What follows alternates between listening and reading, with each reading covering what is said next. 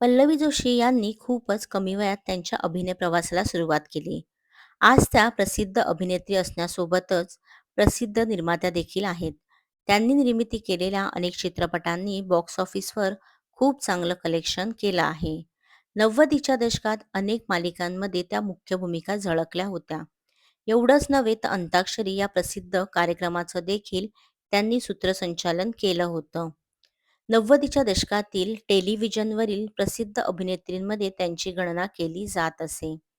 असं असलं तरी 90च्या दशकातील एक गोष्ट त्यांना प्रचंड खटकली होती, असं त्यांनी नुकतेच दिलेल्या एका मुलाखतीत सांगितलं आहे.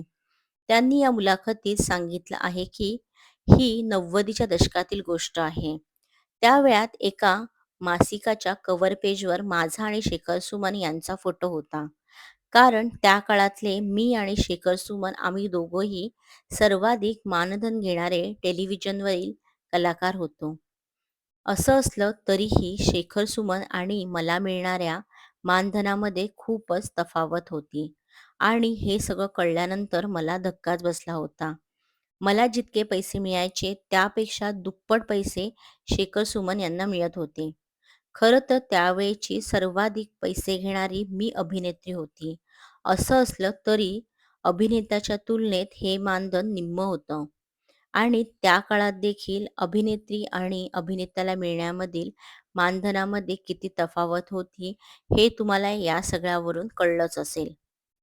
पल्लवी जोशी यांनी 90च्या दशकांमध्ये अनेक मालिकांमध्ये काम केलं असलं तरी त्यांच्या मृगनयनी, तलाश, आरोहण, जुस्तजू या मालिका प्रचंड गाजल्या होत्या. या मालिकातील अनेक भूमिका आजही प्रेक्षकांच्या लक्षात आहे आणि सगळ्यात महत्त्वाचं म्हणजे या सगळ्या मालिकांचा आशय हा खूपच वेगळा असायचा. पल्लवी जोशी यांची मालिका म्हणजे एक वेगळा विषय असणार याची प्रेक्षकांना चांगलीच कल्पना असायची. पल्लवी जोशी अगदी चांगल्याच मालिका निवडणार याची खात्री त्यांच्या फॅन्सना असल्याने त्यांच्या सगळ्याच मालिका त्यांचे फॅन्स आवर्जून पाहायचे.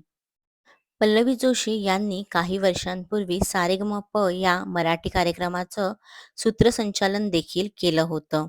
हे सूत्रसंचालन देखील त्यांच्या फॅन्सना प्रचंड आवडलं होतं. त्यानंतरच्या काळात त्या अनेक चित्रपटांमध्ये देखील मुख्य भूमिकांमध्ये झळकल्या. काही वर्षांपूर्वी त्यांना त्यांच्या अभिनयासाठी राष्ट्रीय पुरस्कार देखील मिळाला होता. पल्लवी जोशी यांनी अनेक मराठी मालिकांची निर्मिती देखील केली आहे. त्यांची असंभव ही मालिका तर प्रचंड गाजली होती. त्या सध्या मालिकांमध्ये काम करत नसल्या तरी त्यांचे फॅन्स त्यांना प्रचंड मिस करत आहेत.